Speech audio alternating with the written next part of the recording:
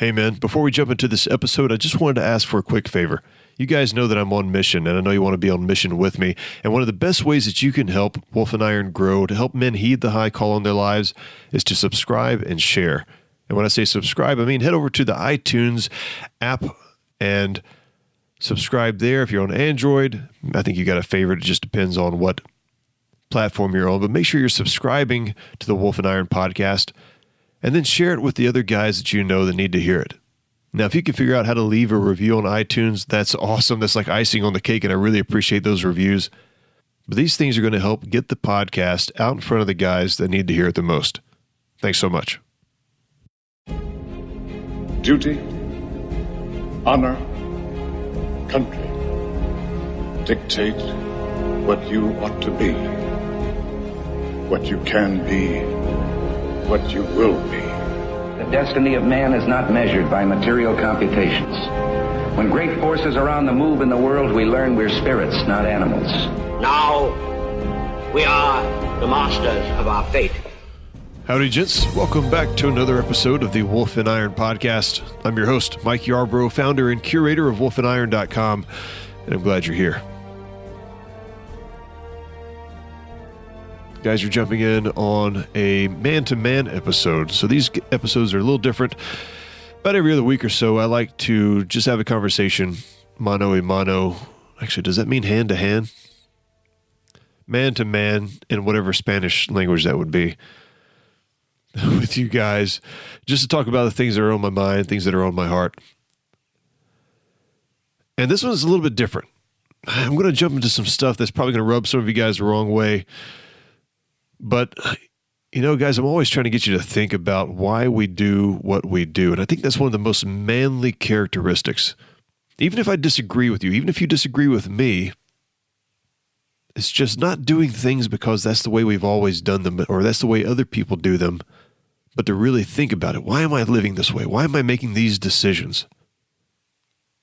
So today I'm going to talk about something that we hear a lot about several times a year, especially as Christians.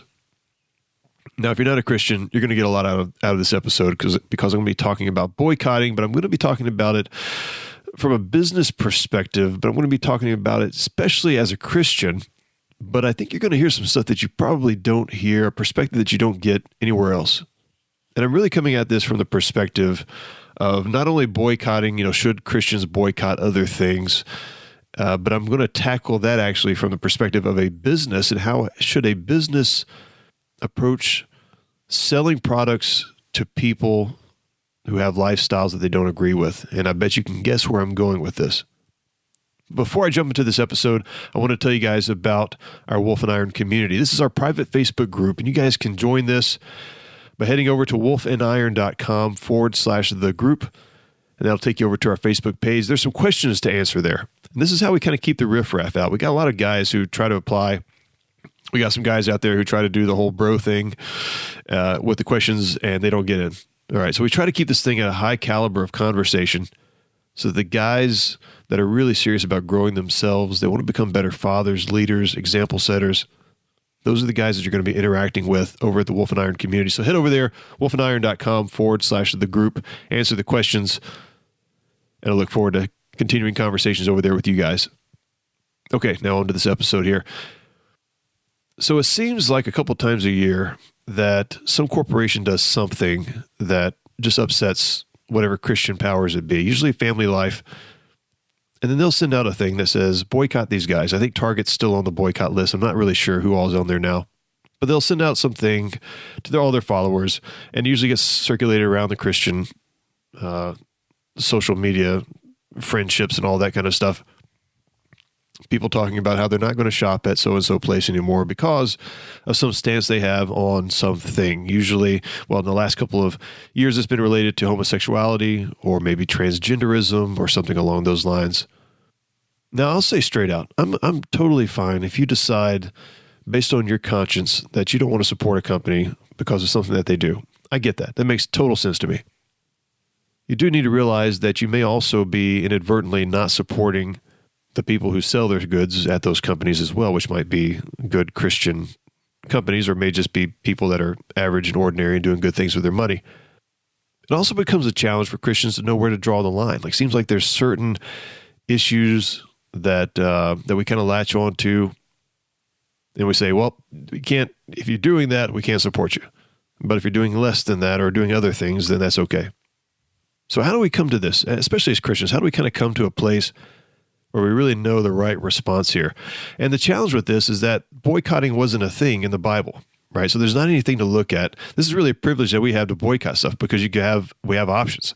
So if Target's doing something that you don't like, you can just go to Walmart or Amazon. Although Amazon, to be honest, guys, is doing a lot of stuff that Christians shouldn't like, but people don't want to give up on Amazon.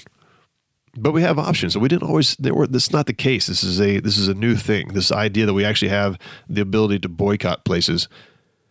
And most of the time, I really didn't participate in boycotts because I didn't shop at the places that we were supposed to be boycotting anyhow, right? I mean, I think there was a time when we were supposed to boycott Ford because they put on a gay pride parade or something along those lines.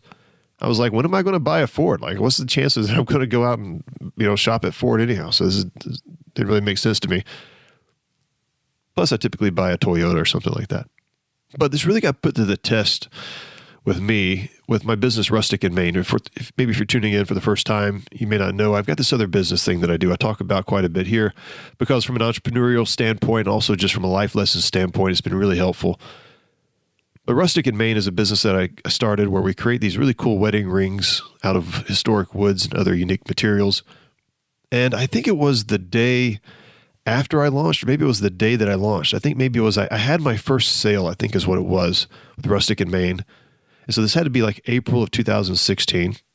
And the family and I, we were going to celebrate. We're going to Whole Foods. This is how apparently people that are successful business owners, they celebrate by going to Whole Foods.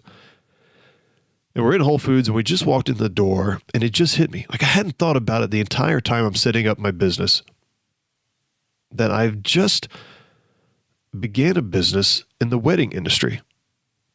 And I never thought about it like that. And I still really don't. I really think about myself more as a craftsman, someone who just likes to make goods and make kind of neat things, weave stories together and that kind of stuff. And I really don't think at all about weddings and those sorts of things. But it really hit me. Man, I'm in this wedding business. And what am I going to do when a gay couple comes to me and says, hey, I want you to make us a wedding ring? How am I going to respond to that? Now, before this, I'm a firm believer. I'm far more libertarian in this than a lot of Christians would be. They'd probably be more conservative in this area, but I'm a firm believer. I'm very libertarian in the belief that as a business owner, you ought to have the right to sell or not sell to whomever you choose. I don't care if you don't want to sell to people who have freckles. You can do that. You can make that choice. That's my belief. Someone comes into your store and they don't meet a certain height requirement and you want to tell them to get lost, I think you should have that right to do that. Now, that drives people nuts. Some people can't understand that, but I think if you're going to have freedom, you got to have it to the full. And yes, that means that I'm not agreeing with this, but I think that a person ought to have the right to say, I don't want to serve white people, or I don't want to serve black people in my store. Now, thankfully, we have the First Amendment, and I have the right to go out there and either talk about that, or I can start a competing business. So if somebody wants to be a racist douchebag, they have the right to do that. It's what I believe things ought to be that way. But of course, that's not the way it is in society. So that's where I'm coming from. But I'm doing that really as an outsider at this point. I'm just thinking business owners ought to have the right to make these kind of decisions, even to that degree.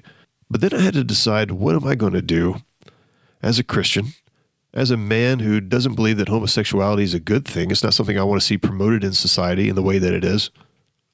At the same time, I don't hate homosexuals. I'm not of this mindset that we're going to somehow have this society that's free of gay people and it's all going to be just fantastic and no issues. No, we got people that have all kinds of differences and ways to live their lives that I don't agree with. And they have the absolute right to continue doing that. But I also have the right, autonomously, to disagree with them. So what was I going to do? So I began to think about, what does Scripture say about this? How does the Bible really address this issue of the things that I should support, and how am I held accountable for those things? And like I already said, the Bible doesn't talk about boycotting.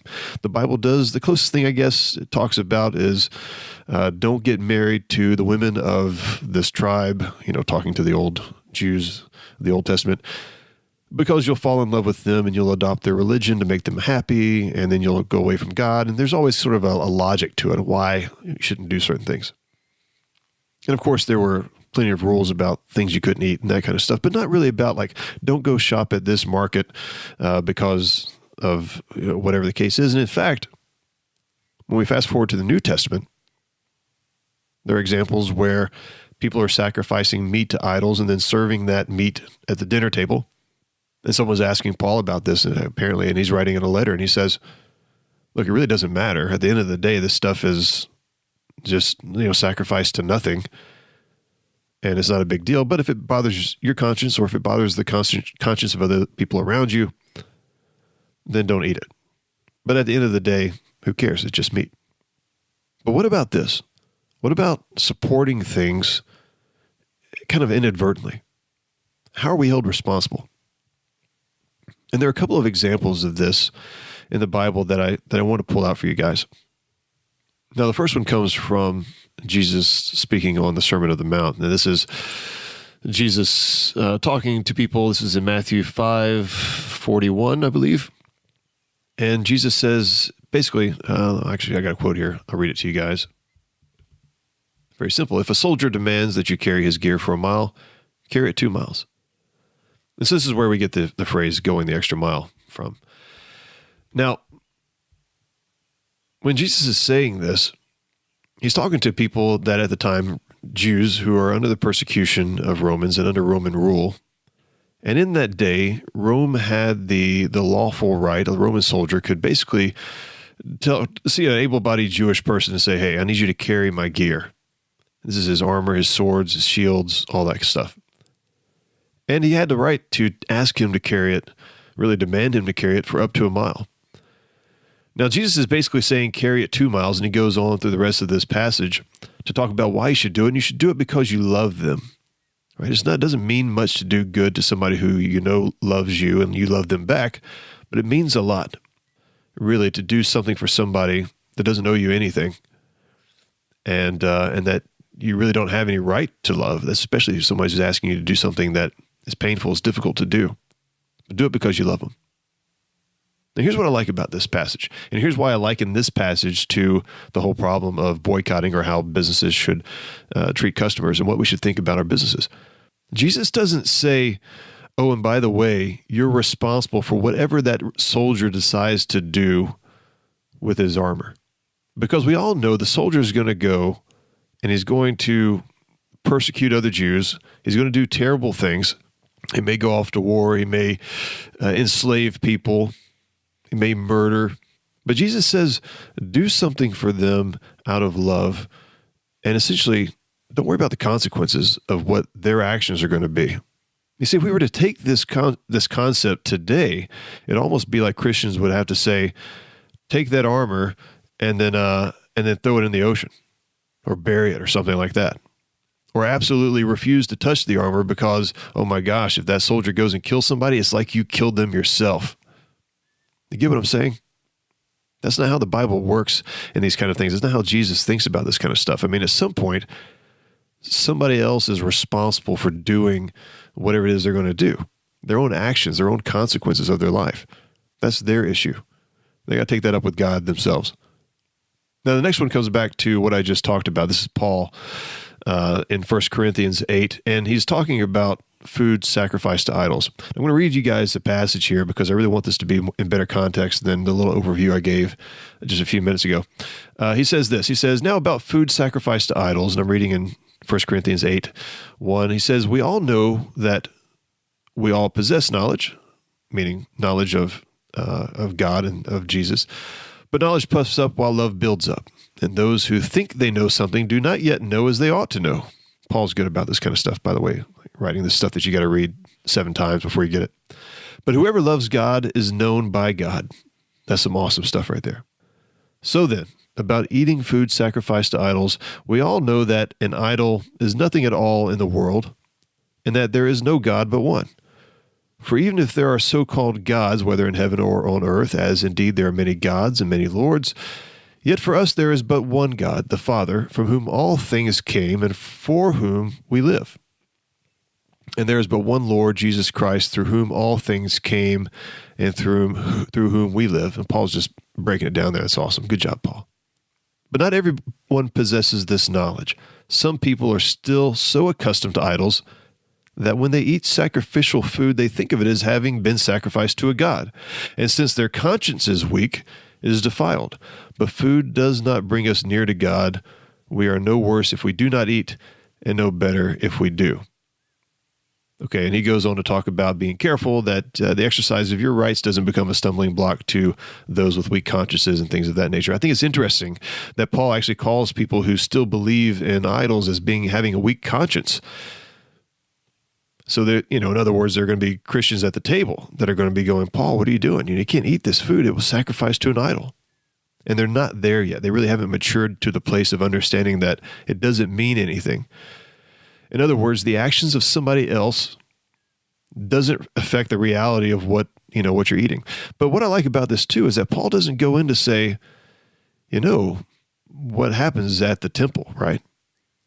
You know what this whole idol sacrificial stuff is leading to, right? I mean, people are up there having sex, they're sacrificing, that they're giving money at the temple, they're giving for these idols, they're sacrificing the food there to kind of continue just this horrible thing of the worship of idols and things of this nature, right? But Paul doesn't go into that.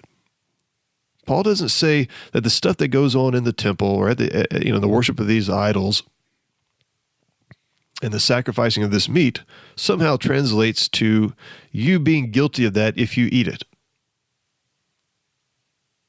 He just says, eat it, enjoy it. Give blessing to all food in the name of God and just enjoy it. So this really changed, these verses here really changed how I thought about what my responsibility is in this world and as it relates to other people and their actions. And so when I make wedding rings, I make them out of love for other people. I want them to have something that's awesome that they can be really proud of and that they can tell a story with. How they use that, what they do with that, I got no idea. I mean, there could be guys out there that are cheating on their wives and buying rings for their girlfriends. I got no idea, right? At some point, we have to allow other people to accept responsibility for their own actions and understand that we're not responsible for doing a good thing for them. Doesn't mean we're advocating their lifestyle or their actions. If you raise your kids up, as an example, in a loving home where they have it fairly easy and you protect them from a lot of bad things and you give them the freedom and maybe the finances to do good with their life, and yet they turn out to be a spoiled brat and they go and they blow all that money and they get into drugs and they kill somebody in a car accident or something along those lines, that doesn't come back on you as a parent. Now, some people will try to make it come back to you as a parent and say, well, you should have raised your kids harder. You should have given them more discipline. You should have done this, that, and the other. I don't know where we've gotten that from. I don't know where that's come from, because as Americans, we have such a spirit of individuality and autonomy.